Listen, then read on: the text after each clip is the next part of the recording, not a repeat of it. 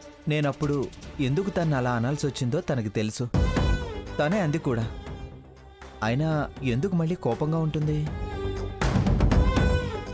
నువ్వే పరిస్థితుల్లో నన్ను ఇలా అన్నావో నాకు తెలిసిన మన మధ్య ఆఘాతం పెంచొద్దు అన్నాను.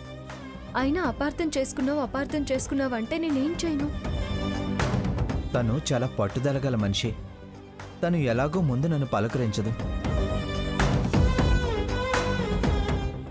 ఎందుకింత ముభావంగా ఉంది? గతంలో కూడా సీత కోపంగా ఉండేది. కానీ అప్పటి కోపానికి ఇప్పటి కోపానికి చాలా తేడా ఉంది. మాట్లాడటం మొదలు పెడితే నన్ను ఒంటరిగా వదలడు. నేను ప్రదక్షిణలు చేయడం అస్సలు కుదరదు. మాట్లాడకపోయినా ఆ పొర్లు దండాలు తను చూడకుండా ఎలా చేయాలి? ముగ్గురి దగ్గర భిక్షం ఎలా అడిగి తీసుకురావాలి? పొరపాటును కంటపడ్డానో ఇంతే సంగతులు. సీతతో మాట్లాడి తన అనుమానం, నా ప్రవర్తన అన్నీ వివరంగా మాట్లాడుకోవడానికి ఇదే కరెక్ట్ ప్లేస్. ఇక్కడ ప్రామిస్ చేస్తే ఖచ్చితంగా సీత నన్ను అర్థం చేసుకుంటుంది. గుడి కదా అని నన్ను ఏదో ఒక విధంగా స్వర్ణకి సపోర్ట్ చేయకుండా కమిట్ చేయించడు కదా. దీక్ష పూర్తయిన తర్వాతే ఏ మాట అయినా. కానీ ఎలా దాటేయడం?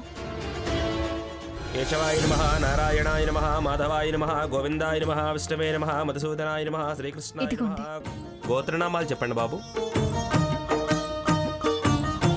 శ్రీరామ రామ రామేతి రమే రామే మనోరమే. భగవంతుడా, ఆల్రెడీ సీతకు చెప్పుకోవాల్సిన విషయాలన్నీ చెప్పుకున్నాను. నీ కరుణ కరువైంది. కరుణించేవారి మనసులో కఠినత్వం తగ్గలేదు. అభిమానించే హృదయాన్ని అర్థం చేసుకోవడం లేదు. గుడికొచ్చిన వాళ్ళు దేవుణ్ణి వేడుకోవడం సహజం. నీకు ప్రత్యేకంగా చెప్పాలా? సంకటాలు తొలగించి సంకల్పం నెరవేరేలా చూడు. అడ్డంకులు తప్పించి ఆశీర్వదించి మార్గం సులభం చేయి తండ్రి. ఏదో నిగూఢంగా మాట్లాడుతున్నావు. అసలు నీ మనసులో ఏముందో చెప్పు సీత. అది ఆ భగవంతుడికి తెలుసు, ఆ అమ్మవారికి కూడా తెలుసు. నేను తెలుసుకోలేకపోతున్నాను. ఆ శక్తి స్వరూపిణి తెలుసుకుంటే చాలు.